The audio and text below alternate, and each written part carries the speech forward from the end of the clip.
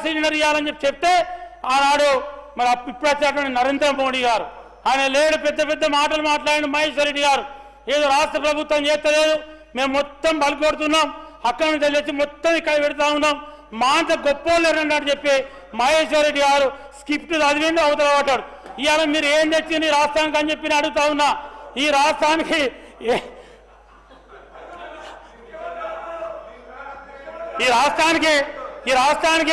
మీరు ఏం తెచ్చిందని చెప్పి అడుగుతా ఉన్నా. అదే ముఖ్యమంత్రిగా ఈ రాష్ట్ర ముఖ్యమంత్రిగా రేవంత్ రెడ్డి గారి బాధ్యత.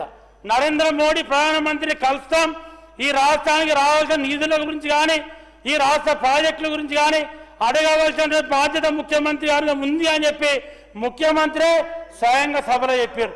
నేను ఈ దేశంలో ఉన్నటువంటి అన్ని రాష్ట్రాల ముఖ్యమంత్రులకు ప్రధానమంత్రి అంటే పెద్దన్న లెక్క, అడగడం బాధ్యత మాది, ఇచ్చే బాధ్యత నరేంద్ర మోడీది.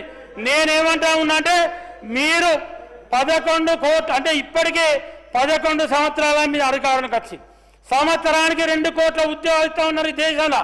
ఆ లెక్కల దగ్గర తెలంగాణ రాష్ట్రానికి 80 లక్షల ఉద్యోగాలు రావాలి మీ బీజేపీ పార్టీ ద్వారా.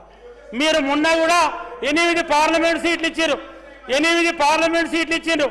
మీరు రాష్ట్రానికి ఏ ఊరుగా పెట్టిండ్రో ఈ రాష్ట్ర ప్రజలకు ఫస్ట్ మీరు సమాధానం చెప్పాలి. బీజేపీ నాయకులుగా మీ 8 మంది ఎంపీలు ఏం చేసిందో చెప్పాలి.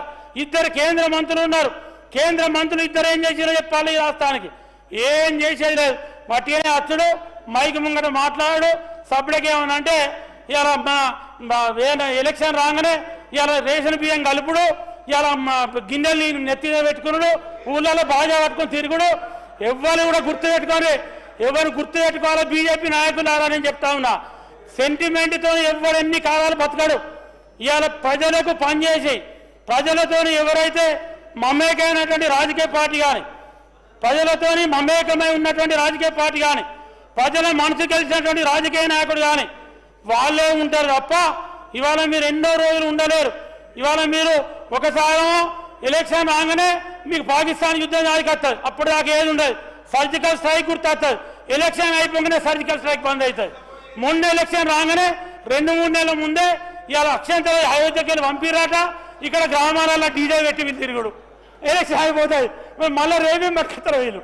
అంటే నేనేమంటా ఉన్నట్టే తెలంగాణ సెంటిమెంట్ పెట్టుకొని కేసీఆర్ గారు కూడా 20 ఏళ్ళు ఒట్టించుకున్నారు. ఏమనంటే పేరు చెప్పి ఇవాళ ఆ కేసీఆర్ గారే తెలంగాణ సెంటిమెంట్ వేయనాక సాక్షాత్ కేసీఆర్ గారే కామారెడ్డిలో తుక్కు కొట్టి జనం. ఆ గతి కూడా బీజేపీ పార్టీ వరదే గుర్తుపెట్టుకోరు. ఆ గతి కూడా అంటే నేను ఎందుకు చెప్తా ఉన్నంటే ప్రాంతీయవాదంతోనే కులతత్వంతోనే ఏ పార్టీ కూడా మనుగడ సాధించదు, ఏ పార్టీ కూడా బతికి బట్టగట్టది. ఎవరైతే అభివృద్ధిని నమ్ముకొని ఎవరైతే ప్రజలకు సేవ చేస్తారో ఎవరైతే ప్రజలకు సేవ చేసేటువంటి పార్టీ ఉంటుందో బీజేపీ నాయకులారా 8 మంది ఎంపీలు 8 మంది ఎమ్మెల్యేలు అక్కడనిదే ఇక్కడనిదే మీ గుండె మీద చేసుకొని చెప్పి ఈ రాష్ట్రానికి ఈ 11 ఏళ్లలో మీరు తెచ్చిన ప్రాజెక్ట్ ఏది, మీరు చేసిన అభివృద్ధి ఏంది, మీరు ఏం చేసిండ్రో ఒక్కసారి ఈ రాష్ట్ర ప్రజానికానికి మీరు చెప్పవలసిన బాధ్యత మీకుంది. మొన్నట్ల లెక్కనే ఎప్పటికీ నడుతుందంటే మొన్న అసెంబ్లీ అప్పుడు 8 సీట్లు ఇచ్చారు, ఉదిరగొట్టిరు ప్రభుత్వం మాదే, మేమే వస్తున్నాం, అయిపోయిందని. ఎక్కడ ఉన్నారు 8 సీట్లకు అన్నారు.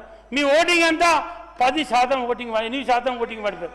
మొన్న పార్లమెంట్ అప్పుడు మళ్ళీ బియ్యం పెట్టి మళ్ళీ వచ్చి అక్షంతలని రేషన్ బియ్యం కలుపుడు అక్షంతలు అని చెప్పి మళ్ళీ 8 సీట్లకు వచ్చారు. రేపేడు కథలో లెక్క పెట్టుకోరు, రేపేడు ఉంటుందో లెక్క పెట్టుకోరు.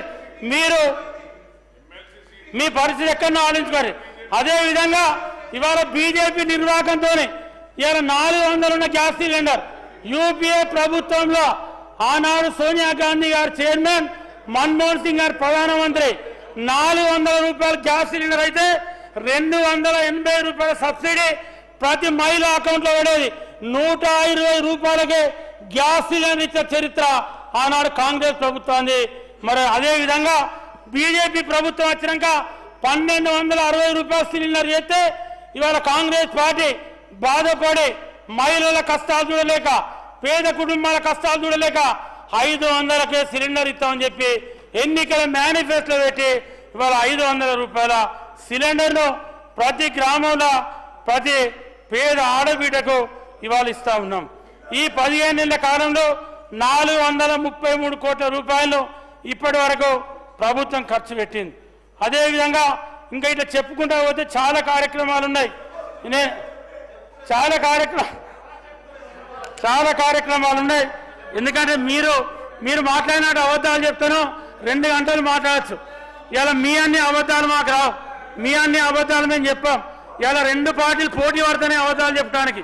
ఇలా నువ్వు ఎక్కువ చెప్పినా నేను ఎక్కువ చెప్పినా ఇలా ఈ ప్రతిపక్ష నాయకుడు ఎక్కువ అబద్ధాలు మాట్లాడినా ఈ పార్టీ ప్రతిపక్ష నాయకుడు అబద్ధాలు మాట్లాడినా పోటీ వాడు మాట్లాడుతూ ఉన్నారు. చాలా ఏది ఉన్నా కూడా ఈ రాష్ట్ర ముఖ్యమంత్రి రేవంత్ రెడ్డి గారి నాయకత్వంలో ఈ రాష్ట్రంలో అన్ని సంక్షేమ కార్యక్రమాలు అమలు చేస్తూ ఉన్నాం. ఈ 15 నెలల్లో 10 కార్యక్రమాలు అమలు చేసినాం. మీరు గట్నే మాట్లాడుకుంటుండాలి, మేము ఇట్లే చేసుకుంటుండాలి. మళ్ళీ మీరు గానే కూర్చుంటారు, మేము గీనే కూర్చుంటాం. ఎందుకంటే ఎప్పటికీ అబద్ధాలు చెప్తే ఈ రాష్ట్ర ప్రజానికం నమ్మరు. వాళ్ళు కూడా గమనిస్తూ ఉంటారు. గ్రామాలలో ఏం జరుగుతూ ఉంది, గ్రామాలలో ఏం అభివృద్ధి అవుతూ ఉంది, ప్రజలకు ఇవాళ ఈ ప్రభుత్వం పారదర్శకంగా ఉందా లేదా, ఏది ఉంది ఏది లేదనేది ప్రజలు గమనిస్తూ ఉన్నారు. అధ్యక్ష, నాకు మాట్లాడేటువంటి అవకాశం ఇచ్చినటువంటి మీకు ధన్యవాదాలు తెలియజేస్తూ ముగిస్తా ఉన్నా. జై హింద్.